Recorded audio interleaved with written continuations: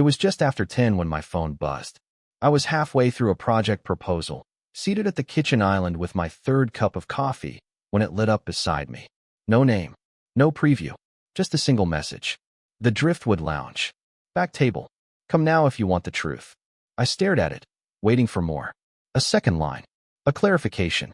A follow-up that never came. No sender ID. No contact photo. Just those words, lodged like a splinter in my brain. The Driftwood Lounge.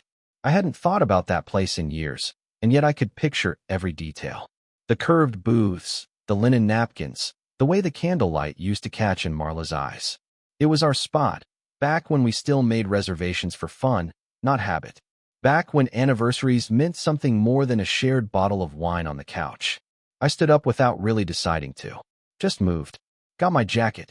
Grabbed my keys. The city was slow that morning, sunny, quiet, unaware. But I wasn't. Something in me had already shifted. Not panic.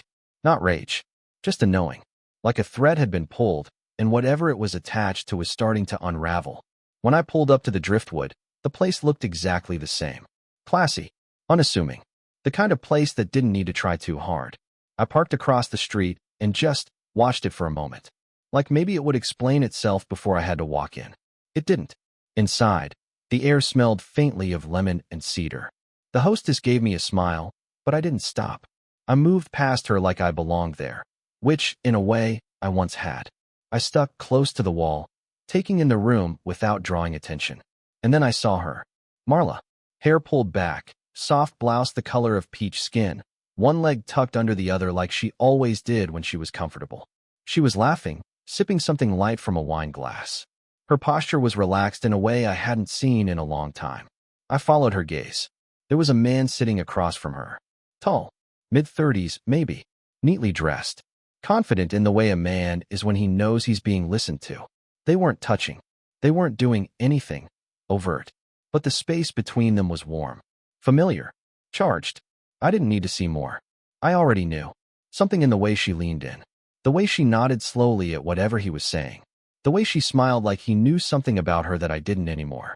And then, without warning, the man looked up. Right at me. Our eyes locked. He didn't flinch. Didn't look confused. He just looked. Like he was waiting for this. And in that second, I knew. This wasn't coincidence. This wasn't bad timing. It was planned. The message. The time. The location. Someone wanted me to see this. I didn't stay. I didn't cause a scene. I didn't wait to see if Marla would notice me. I turned and walked out, each step heavy but sure.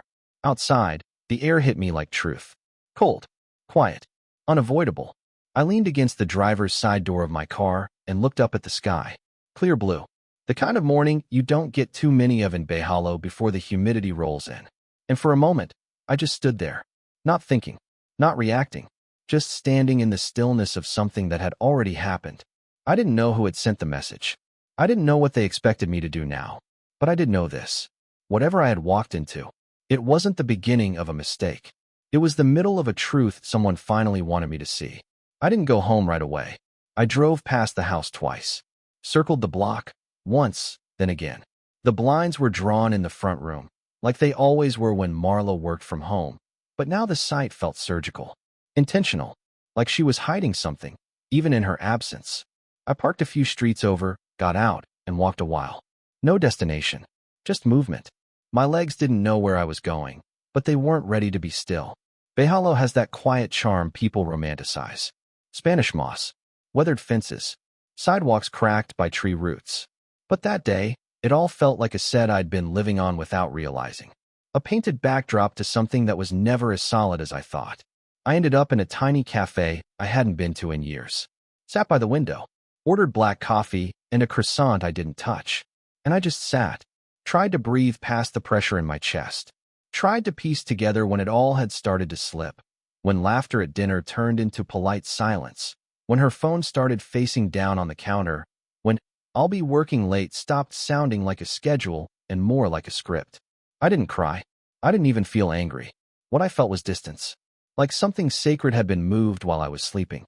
Replaced with a replica so perfect I'd never noticed, until I saw the real one in a different man's eyes. And the worst part? I still didn't know who sent the message. Back at home, everything was in its place. Her keys on the hook. her jacket on the chair, the faint smell of her shampoo lingering in the hallway. It was surreal, this illusion of normalcy. Like I could almost believe the morning never happened if I tried hard enough. But the image was still burned into my mind. Marla at that table. Her smile. That stranger's calm stare when he saw me watching. I couldn't shake it. That wasn't guilt on his face. That was confirmation. She came home later than usual. I heard the garage door open, her heels clicking against the tile, her voice trailing from the entryway. Hey, babe. Sorry, Lenora kept me talking forever. She's back on her soapbox about retiring to Arizona. She kissed me on the cheek as she passed behind the couch. Like nothing had changed. But everything had. I turned off the TV that wasn't really playing and looked at her. Did you go anywhere else today? I asked. She paused just long enough to notice. Then smiled. Nope. Just her place. What? I didn't answer. I couldn't. I just nodded. Got up. Said I had to finish something in the office. And I sat there for an hour, staring at a blank document. Not because I didn't know what to say. Because I didn't know who I was talking to anymore. Later that night, while she slept, I took my phone and opened the message again. Read it. Over and over. Then I did something I hadn't done in years. I exported every bank transaction, every shared email thread, every shared cloud file. I archived them all. Then I started searching for a name I hadn't said aloud. Iris Marchand. An old friend from a friend. A family lawyer who'd once said, "Call me if you ever need someone who doesn't flinch." I didn't call her. Not yet. But I saved the number. And for the first time since reading that message, I felt something. Not hope, but readiness. The next morning, I woke before my alarm. My body was rested, but something in my mind had already stood up and started moving. Marla was still asleep. I could hear her soft breathing from the other room, steady and rhythmic. The same sound that used to calm me. Now it sounded like a stranger in my house. I got up quietly and went downstairs. Made coffee like I always did, for measured scoops, filtered water, ceramic mug. Everything routine. Everything just as it should be. Except me. I sat at the kitchen table, watching the sun hit the glass backsplash like it always did, and opened my laptop. First thing I did was check our shared accounts. Nothing unusual. Not at first. But then I noticed a transfer, small, but odd. A recurring payment to a name I didn't recognize, tucked into our savings ledger under a category she never used, personal. I clicked. A florist. Out of state. Weekly deliveries. My hands didn't shake. I just stared at the screen. I knew then that this wasn't a mistake. This wasn't an emotional lapse, or a weekend that spiraled into something bigger. This was maintained. Funded. Hidden. It was real. Later that morning, while she was still upstairs brushing her teeth, I began quietly separating the threads. I downloaded every statement. Backed up documents to a private drive. I opened an old box in the attic. One that held paperwork from before we merged our lives into spreadsheets and subscriptions, and pulled out the one thing I thought I'd never need. The original deed to the house. It was in my name alone, from before the wedding. I double-checked it, photographed it, stored it. Then I logged out, closed everything, and made breakfast like nothing had happened. Scrambled eggs. Toast. Her favorite coffee creamer, already poured. She came down in a hoodie and leggings, smiling, scrolling her phone. "Morning," she said, kissing me on the forehead. I smiled back. Said nothing. We ate in silence. Comfortable to her. Calculated to me. I wanted to ask her so many things. Why him? Why now? Did I do something? Not do something. But I didn't ask. Because I didn't want answers made of panic and half-truths. I wanted evidence. I wanted position. And most of all, I wanted peace. After she left for work, I dialed the number I'd saved the night before. It rang once. Twice. Then a calm voice answered. Iris Marchand. It's Colby Hartwell, I said. We met at Mia's wedding 2 years ago. You once told me to call you if I ever needed someone who doesn't flinch. There was a pause.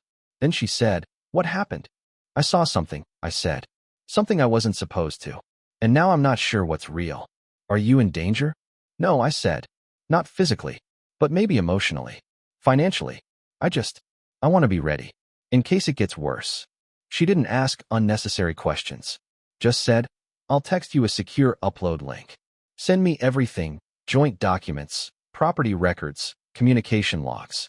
If you have photos or messages, include those. We'll schedule a time to talk tomorrow. Thank you, I said. I'm not here to fix your marriage, she replied. I'm here to protect your future. Just remember that. I ended the call and exhaled. The air in the kitchen felt clearer somehow, like the fog was starting to lift. That afternoon, I canceled our shared grocery delivery account, signed out of our streaming services, and changed the passwords. Updated the locks on the guest cabin out back, just in case. Not out of revenge. Out of principle. She wanted a version of our life that didn't include me. Fine. But she wasn't going to borrow the foundation I built to support someone else's fantasy. That night, when she came home, she didn't notice anything had changed. She kissed me hello, complained about traffic, made a joke about how we should finally plan that road trip to Vermont. And for a moment, it hit me. She had already left me. Emotionally. Intimately. Probably months ago. But she hadn't packed a suitcase. She was still living here. Still using our Wi-Fi. Still laughing in the same kitchen where we once danced on tile barefoot, back when that kind of thing didn't feel forced. And somehow, that felt worse than a clean break. It felt like betrayal with a smile. I went to bed early, didn't wait for her to follow. And when I closed my eyes, I didn't picture her with that man. I pictured the message. The one that told me what I needed to know, without explanation, without a threat. Just truth. And I made a promise to myself. I wasn't going to destroy anything. I was going to protect everything that still mattered. Starting with me. A few days passed, and the silence between us thickened. Not the awkward kind. Not the cold shoulder type you have after a fight. This was the kind of silence that felt like a negotiation. A space where both people knew something was off, but neither wanted to be the first to blink.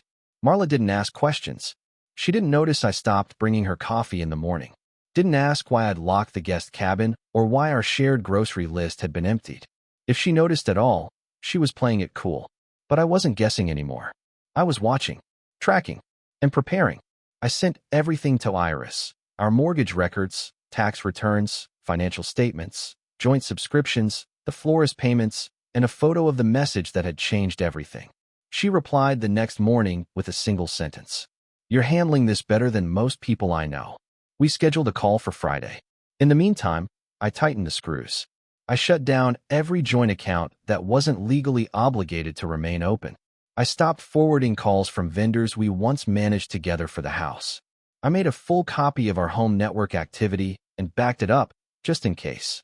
Not because I thought she'd fight dirty. Because I now understood, I didn't know what she'd do. That Friday, I stepped into my office, closed the door, and joined the call with Iris. Her voice was exactly how I remembered it from that wedding toast. Sharp, warm, impossible to rattle. "I've reviewed the files," she said. "And here's the truth. If you want out, you've got more leverage than most people walk in with."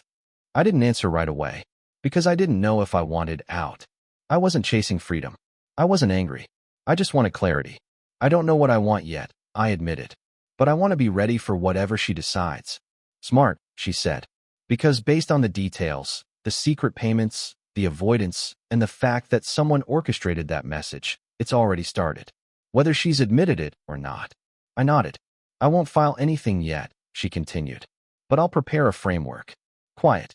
Discreet. When you're ready, we'll move." That night, Marla made steak. Open wine. Played music like she used to. Soft jazz from the playlist we'd built in our second year of marriage. It felt performative. Like a scene she was rehearsing. Or worse, like she was testing something. At one point, she looked across the table and said, "You've been really quiet this week. Is everything okay?" It was the first time she acknowledged the shift. I looked at her for a long second and smiled. "I've just had a lot on my mind." She tilted her head. "Work?" I nodded. "Among other things." She didn't push. Didn't apologize. Didn't mention the fact that her phone now stayed face down more often than not. Or that she'd cleared her laptop browser history. Twice. She was playing her version of the game. I just wasn't playing along. Later that weekend, something small, but telling, happened. She left her tablet on the couch, logged in. I didn't go looking, but a notification popped up while I was grabbing my jacket. A text. From a contact saved only as a number. "Can we talk Monday? It's getting too risky like this." I stared at it for 3 full seconds. Then I walked away. Didn't take a screenshot. Didn't forward it. Didn't even mention it. Because it told me everything I needed to know. She was spinning plates. And one of them was about to fall. By Sunday, I'd updated all of my private passwords. Bank accounts. Cloud storage.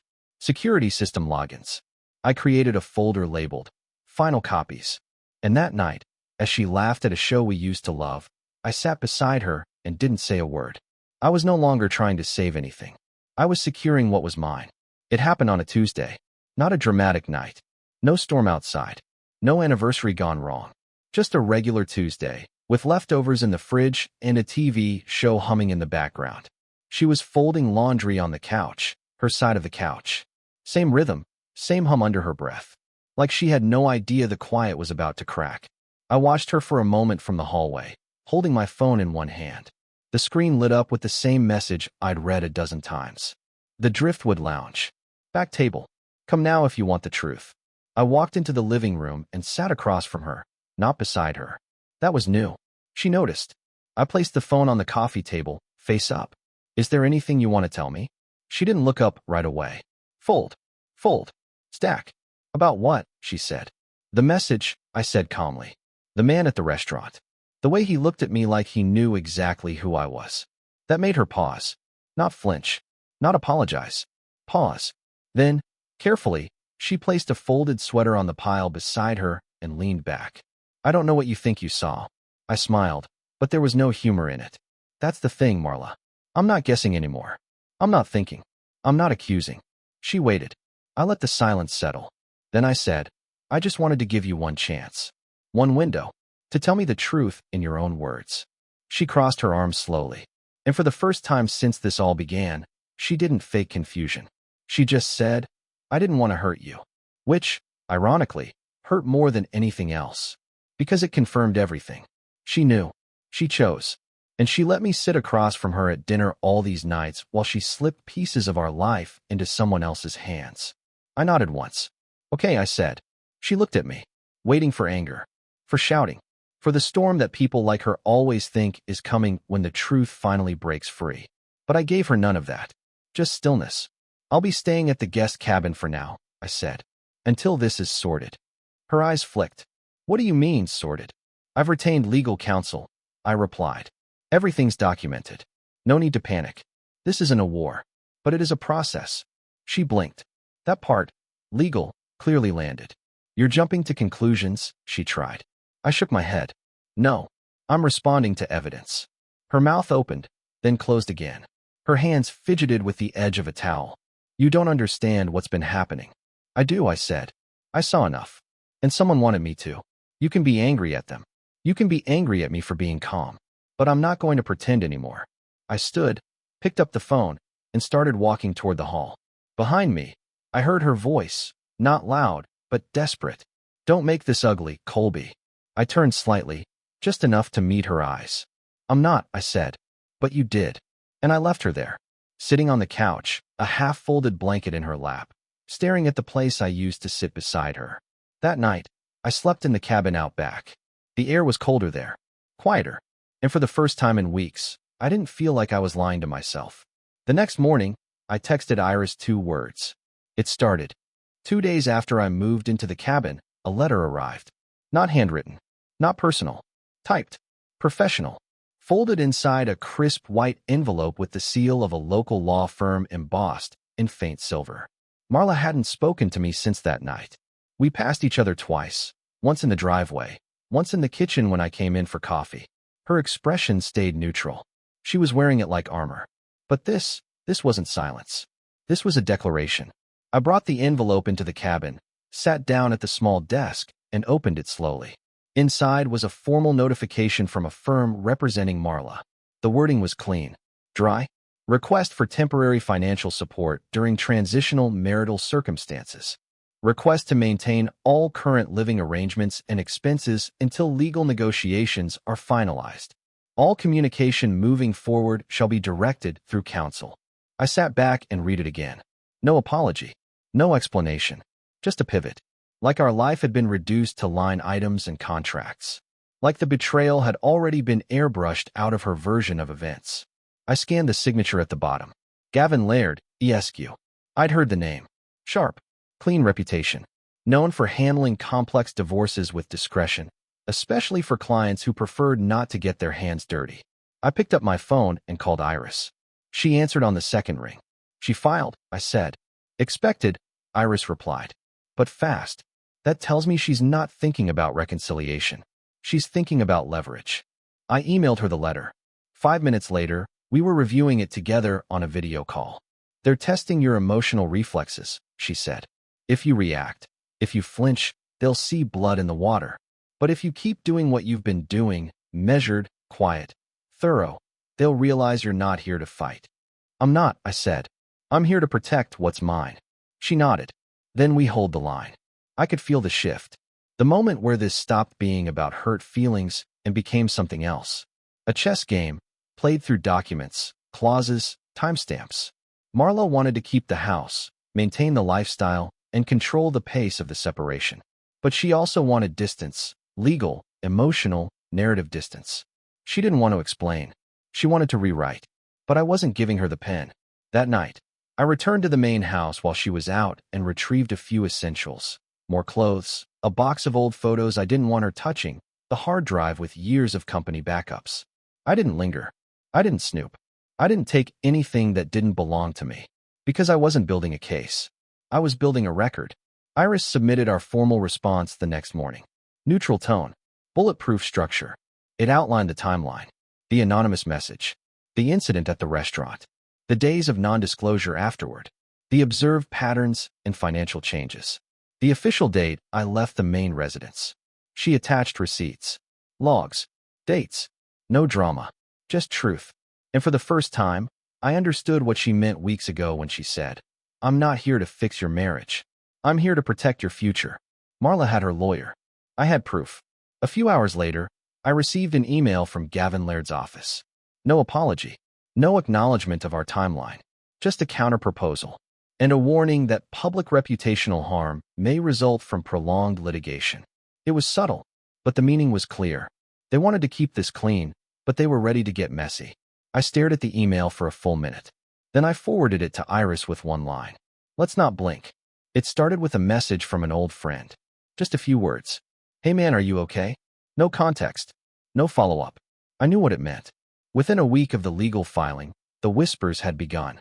Friends I hadn't spoken to in months were suddenly checking in, not with curiosity, but caution, like they weren't sure what version of me they were supposed to be talking to. Iris had warned me. Once her team realizes they can't shake you in court, they'll try somewhere else. Narratives don't need facts. They just need a good first impression. At first, I ignored it, focused on work, kept my head down. But then it reached Vanguard Axis. A board member pulled me aside after a status briefing. His voice was low. Too careful. There's been chatter, he said. Unverified. Internal ethics hotline flagged a few concerns. Anonymous, vague. He didn't accuse. He didn't judge. But the implication was enough. People were sniffing around. And it wasn't coming from inside. I nodded, thanked him, and walked straight to my office. Within the hour, I'd launched a full internal review. Clean. Transparent. I brought in a third-party auditor to comb through every transaction tied to my name. Not out of fear. Out of principle. I wasn't going to let someone else draw the picture of who I was. Not after I'd spent a decade building this. That night, in the cabin, I reviewed statements under a single desk lamp. The shadows stretched long across the room. Iris called after dinner. They're testing the water for damage, she said. If they can frame you as unstable or reckless, they'll use that to pressure a settlement. Fast and quiet.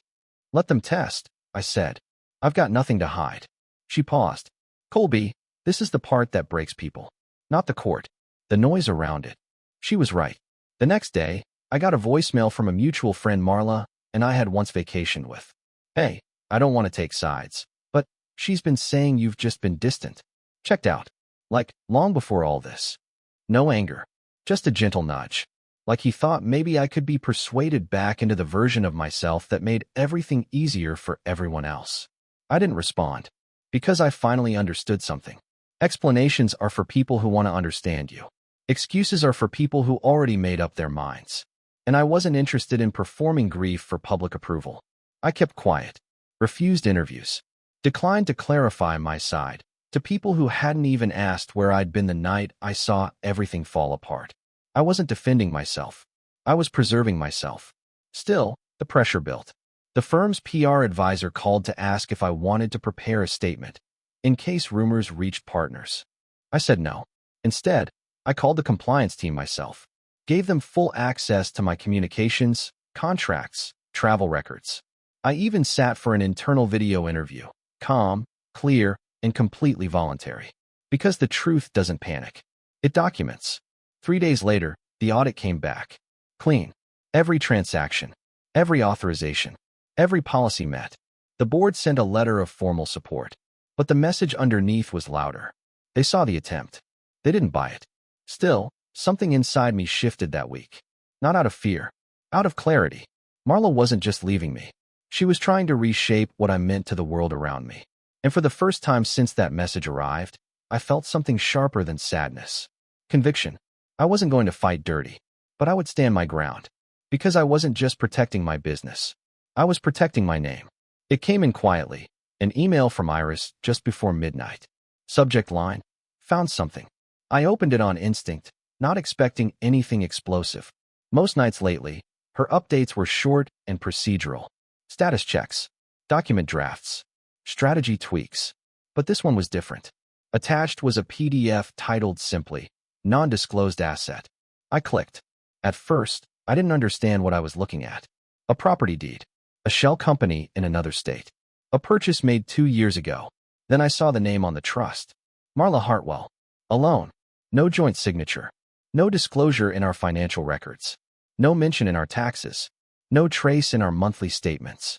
It was a condo, small, modern, tucked inside a city I'd never known her to visit. Paid through an intermediary. Leased once, briefly, then left vacant. I stared at the document for a long time. Iris called me 5 minutes later. I've run the numbers. The payments were routed through a secondary account. One we wouldn't have known about if our forensic accountant hadn't double-checked a flagged transaction from an old Amex bill. I didn't speak. Colby, she said, voice steady. This isn't an oversight. It's a concealed asset. And in divorce law, that changed everything. It wasn't just the lie. It was the timing. She'd bought the property while still married. While sleeping in my bed. While laughing at the same jokes and taking weekend trips like nothing was unraveling beneath the surface. I felt the air thin. The same way it had when I read that first message. But this time, I didn't feel helpless. I felt ready. The next hearing was scheduled for Thursday. Just a procedural date, meant to exchange documents and set a mediation timeline. Instead, it became the moment the entire tone of the process shifted. I sat beside Iris in a quiet courtroom, one of those rooms that felt more like a library than a battlefield. Across from us, Marla sat beside her attorney, Gavin Laird, scrolling through papers, poised, collected, until Iris stood.